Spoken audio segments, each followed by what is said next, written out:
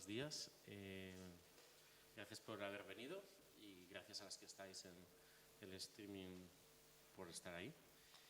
Para quienes no me conozcáis, soy Germán Labrador Méndez, director de actividades públicas del Museo Reina Sofía y en mi nombre y en el nombre de la institución me gustaría daros la bienvenida.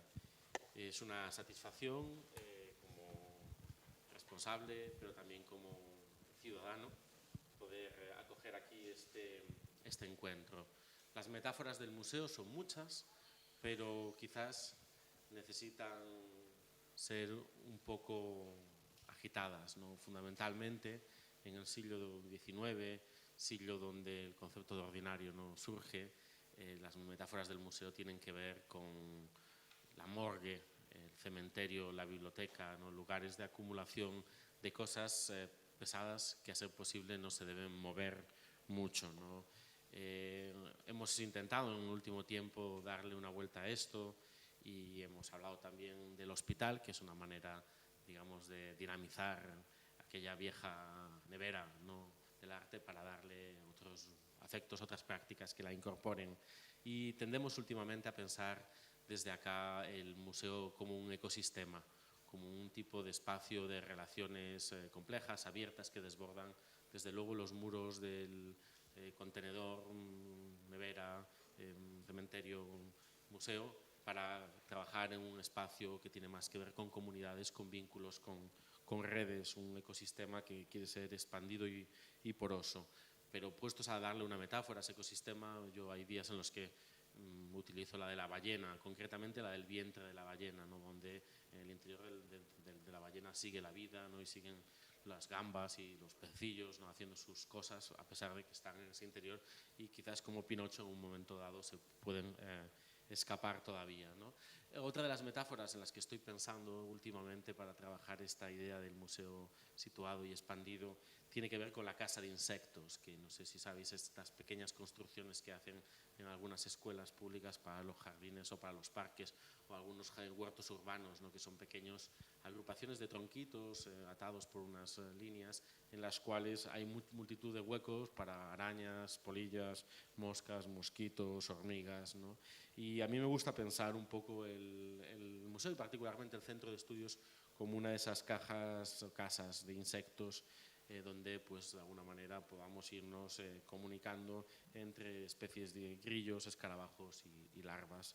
En el proyecto del nuevo centro de estudios esto se puede expresar en términos académicos, ¿no?, por una apuesta hacia prácticas de conocimiento que se sitúan en el ámbito de lo que en Estados Unidos se llama teoría crítica y estudios culturales, que es algo así a las humanidades lo que la sociología cultural es a la sociología no ordinaria, ¿no?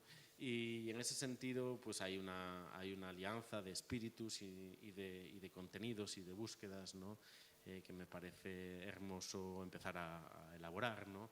En ese sentido, el tipo de trabajo que venís haciendo en esta asociación durante ya 10 años, ¿no?, pues representa una forma de relacionarse con los saberes y las prácticas y con la mera institución académica, para la cual podemos utilizar metáforas muy semejantes, de una manera distinta, ¿no?, una manera que quiere ser activa, viva, que conecte, digamos, con cosas en movimiento y que plantee que la cultura al final es una herramienta de vida y de cambio, ¿no?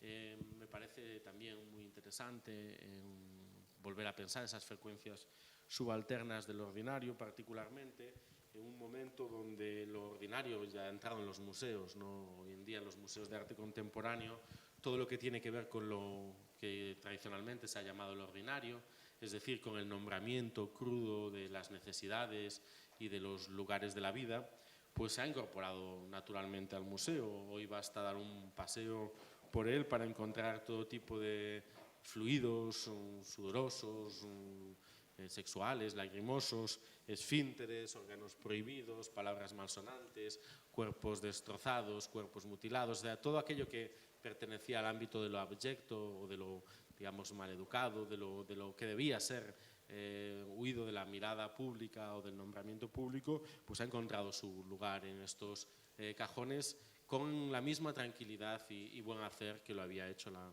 la obra de arte, ¿no? En ese sentido, pues hay algo de esas energías ordinarias que tienen que ser pensadas, ¿no? como objetos o como flujos en el contexto de un museo, ¿no? Y qué significa ello en términos políticos. Dentro de la nueva estructura de programación que estamos trabajando desde acá, hemos organizado núcleos de atención a través del concepto de zonas de intensidad temporal, un concepto de vaga genealogía situacionista, y la zona de intensidad temporal de este mes de mayo es materia política dentro de la que también hemos pensado que los tiempos ordinarios se pueden coaligar muy bien, ¿no? En relación con las distintas complejidades y mutaciones políticas de lo ordinario, ¿no? Ese viaje impresionante de una palabra desde lo común hasta lo prohibido, ¿no? Lo ordinario en el Quijote, ¿no? El sustento ordinario de la persona, es decir, aquello que más de necesario y de lógico y de compartido existe acaba convirtiéndose en aquello que tiene que ser excluido, en un viaje fascinante por la burguesía y la lucha de clases. En ese sentido, ¿no? Preparando esta presentación, volvía al Quijote como buen filólogo, ¿no? No me queda más remedio, y ahí aparece esa maravillosa discusión sobre cómo hablar de los eructos entre Don Quijote y Sancho Panza, ¿no? En la cual Don Quijote reprocha a Sancho que utilice la palabra regueldo, que era la palabra convencional en el castellano del siglo XVI para hablar del asunto, y le propone un latinismo totalmente ausente de la lengua oral de aquel momento, como era eructo, ¿no? Eructo. Y Sancho pues le mira con esa estupefacción con la que el estudiante puede mirar al profesor diciéndole lo que usted diga, Don Quijote, lo que usted diga. Sin embargo, ¿no? ¿Cuál es el camino fascinante? Y en eso mucho tienen que ver los filólogos, por el que al final, contra toda posibilidad lingüística e histórica, que el viejo latinismo acaba imponiéndose, ¿no? Recluyendo, borrando del mapa al regueldo como forma ordinaria, popular, comunitaria, histórica, para hablar del eructo, ¿no? En ese sentido, me pregunté en qué momento aparecía el término ordinario en este sentido en el que hoy lo conocemos y lo rehuimos, ¿no? Y parece ser que es una creación de mediados, o sea, triunfa a mediados del siglo XIX en un contexto de cultura isabelina, de crisis de corrupción isabelina, ¿no? En un momento muy delicado, y lo hace expulsando de la ciudad a todas unas formas de cuerpos, de prácticas, de saberes y de decires que amenazaban con su democratización por vías intempestivas. Y hay algo muy vinculado a la construcción de las clases medias y a la cultura de la cursilería que tiene que ver con la exclusión de esa ordinariez. Habría muy rápidamente como 4 formas de la ordinariez histórica cuyos ejes todavía incluso nos conducen al presente. Ese primer gesto fundacional de expulsar lo ordinario de la ciudad católica. Una segunda forma de ordinariez, la que ejercen los de abajo hacia esa otra cultura, digamos, de la cursilería, que tiene que ver con la iconoclastia, que tiene que ver con reírse de los finos, de los cursis, ¿no? Por sus finuras. Una tercera, que sería la de aquellos que intentan transformar esa ciudad desde dentro, apropiándose de las armas de esa burguesía contra ella, y en primer lugar de la educación, que es la famosa frase de Marx contra el lumpenproletariado por su ordinariez. Y habría una cuarta, última y más peligrosa, de la que creo que viendo las intervenciones se va a hablar, que tiene que ver con la alianza última entre las élites y esas fuerzas excluidas de la ciudad a las que solamente les queda la ordinariez como última conciencia política. Cuando tenemos un jefe de Estado que dice tan pronto ¿por qué no te callas? Como explicaciones de qué, o un líder político que afirma de su interlocutor que es fea o que mal encarada, y estas formas de expresión política abren telediarios y medios, hay que pensar algo sobre esa ordinariez hegemónica en la que estamos viviendo, ¿no? Y cuáles serían las fuerzas de qué educación o de qué subalternidad para oponerlas. Nada más decir que eso, en el momento en el que los ordinarios no se encuentran en el centro, pues un congreso de sociología ordinaria se ha vuelto extraordinario, ¿no? Y que vuestras prácticas y formas de hacerlo son, y simplemente quería daros la bienvenida y celebrar el comienzo de una bonita amistad.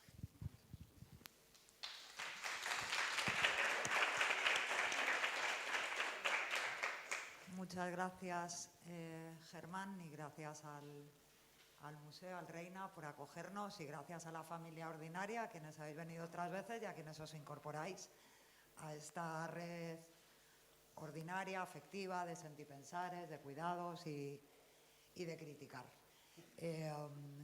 Hace algo más de 10 años, allá por el 2008, utilizamos por primera vez esta expresión que hoy nos sirvió como call for papers, de si el mundo se pone grosero, seamos ordinarias.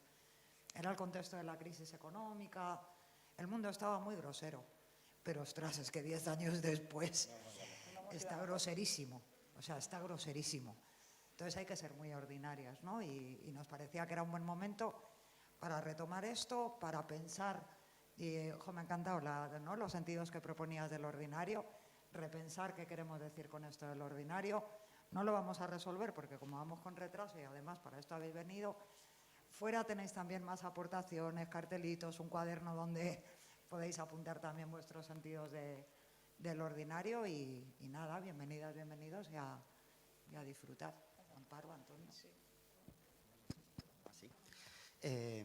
Bueno, agradecer primero a todos y todas las que os habéis animado a contarnos vuestras cosas, ¿no? Al final nosotros lo que hacemos es poner un poquito en orden y programa, y agradeceros mucho el que hagáis caso a esas llamadas por papeles que hacemos de vez en cuando.